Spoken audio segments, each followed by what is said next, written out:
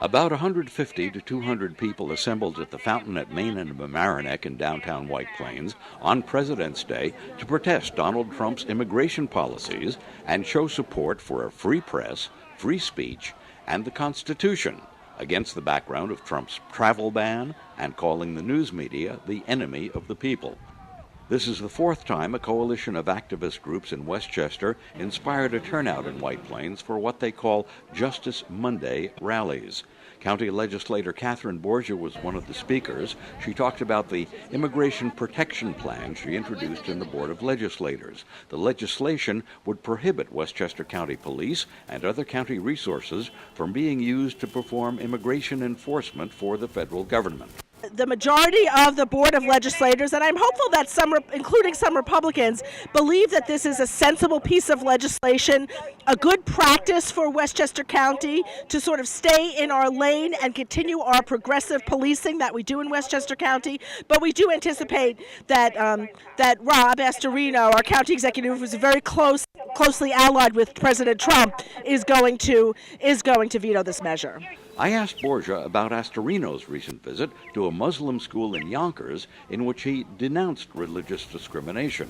We appreciate when Rob reaches out to all of Westchester constituencies, and the message that he gave inside the school was very inclusive, saying that Westchester is not going to discriminate based on a religious test. However, what he said outside of the school was that he supports the ban that specifically targets Muslim immigrants. So the problem I see with our county executive is not only that he speaks out of both sides of his mouth, but the whether or not his heart is pure, I don't know, but his actions actually don't support an inclusive and representative Westchester County.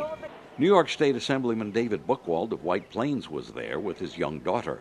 I think it's great that White Plains is a center of a movement to help, convey to, national audience that we're not going to stand for discrimination, especially when it comes from government. But this is my first one I'm able to attend because most Mondays I'm in Albany. But I really feel like a little bit of our city can be dedicated to free speech, and that's clearly what's happened downtown right here, the heart of White Plains. The event had personal meaning for New York State Senator George Latimer. My grandfather on my father's side was an immigrant from Ireland, John James Latimer, and he came from County Derry. My great-grandfather on my mother's side came from a rural area outside of Naples. His name was Donato Mainero. And when they came to the United States, they were not greeted with open arms. They were greeted with signs that said, Nina, no Irish need apply. They were greeted with the phrase WAP, which meant without papers. So 100 years later, the son and grandson of those two immigrants are standing here. And to me, I see the issues as the same now as they were then. Do you or do you not express prejudice against people because they're different from you? The fear in those days of Italian and Jewish and Irish and Asian immigrants was that they would change America. Well, they've made America stronger and better over these 100 years. And I think we have the same question asked today. Are we going to be afraid of immigration, or are we going to have the same prejudice that our country had 120 years ago, or are we going to learn from this experience and say that people who come here to take advantage of liberty and work hard, that they too can be Americans? And I think that's the way we have to look at this.